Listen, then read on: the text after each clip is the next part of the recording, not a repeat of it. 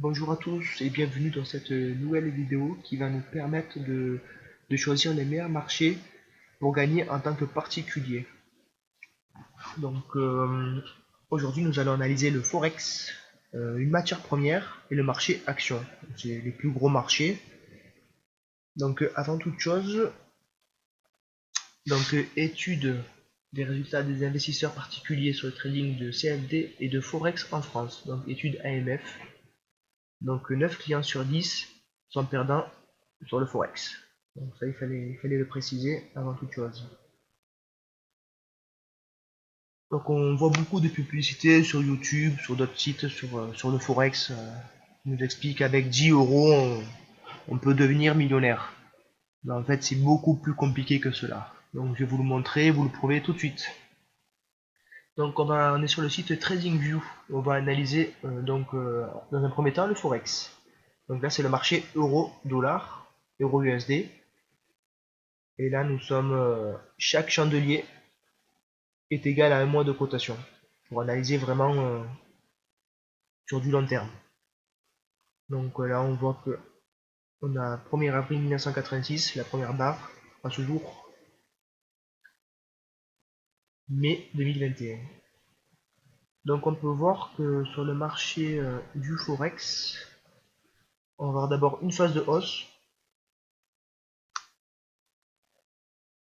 On peut voir ici une phase de baisse, une autre phase de hausse et une autre phase de baisse. Donc avant d'analyser, souvent on voit des publicités, il faut acheter l'euro dollar, la livre ou le GBP USD, USD GPY, peu importe. Il faut toujours analyser sur du long terme pour voir ce que fait le cours du marché. Donc on voit que le marché zigzag. Donc nous en tant qu'investisseurs, on a soit la possibilité d'acheter ou de vendre. D'acheter ou de vendre à découvert. Donc là on peut voir qu'on a une chance sur deux. Ça monte, ça descend, ça monte, ça descend. On a une chance sur deux. Donc c'est très difficile de déterminer, de définir, de prédire surtout l'avenir, d'anticiper. On va voir un autre marché, GBP, GBP USD.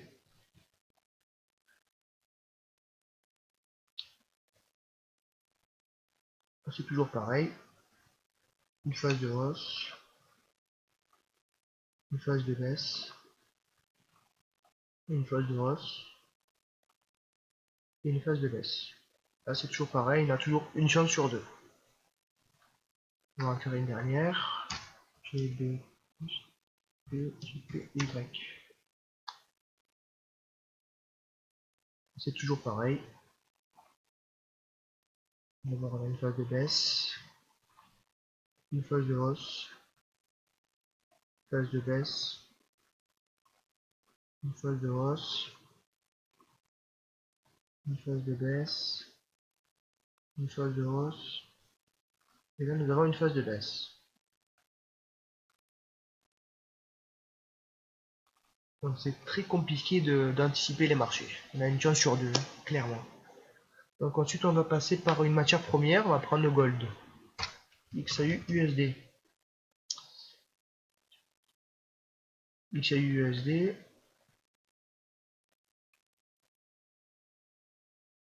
Donc XAU USD. Donc, on peut voir sur du long terme que c'est haussier. Alors, clairement c'est un marché haussier. Donc on a plus d'une chance sur deux de gagner. Donc c'est qu'il faut acheter l'or. On va prendre d'autres marchés maintenant. On va prendre le marché des actions. On va commencer par le CAC 40.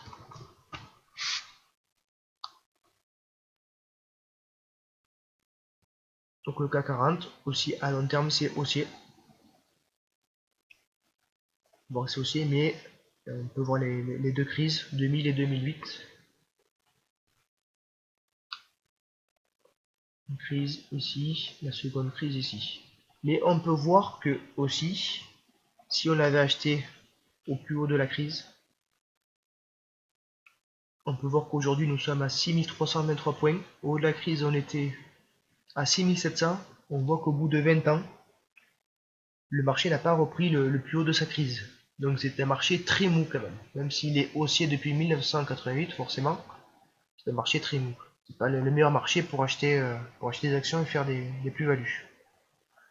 On va comparer avec le marché allemand, le DAX 30.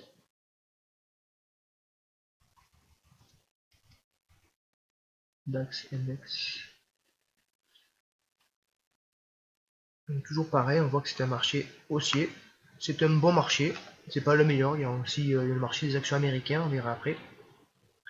Mais on peut voir comparé au marché français, on peut voir qu'on a largement dépassé le plus haut de la crise de 2000. Donc on voit que c'est un marché plus dynamique.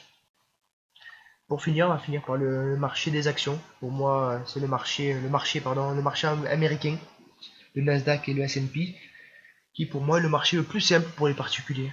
Si vous voulez faire des plus-values, c'est vraiment ce marché qu'il faut choisir. Et malheureusement, on ne vous fera pas la publicité. Donc on va commencer par le Nasdaq. Donc,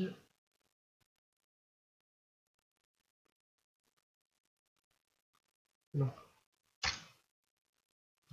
celui-ci.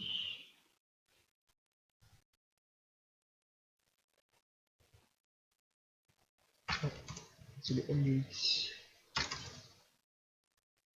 NDX. Donc voilà le marché du Nasdaq.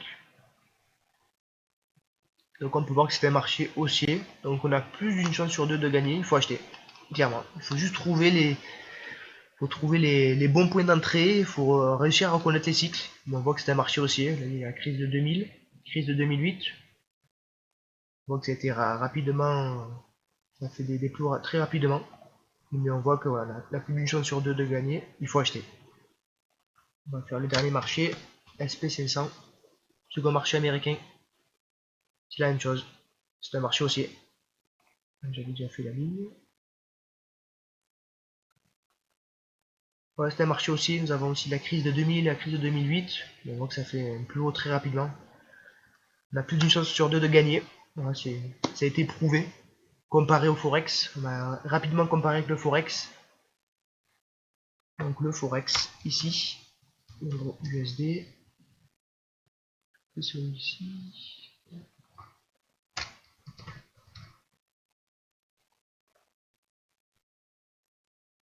Voilà l'euro USD. Donc on a une chance sur deux de gagner. Ça monte, ça descend, ça monte, ça descend, ça monte, ça descend.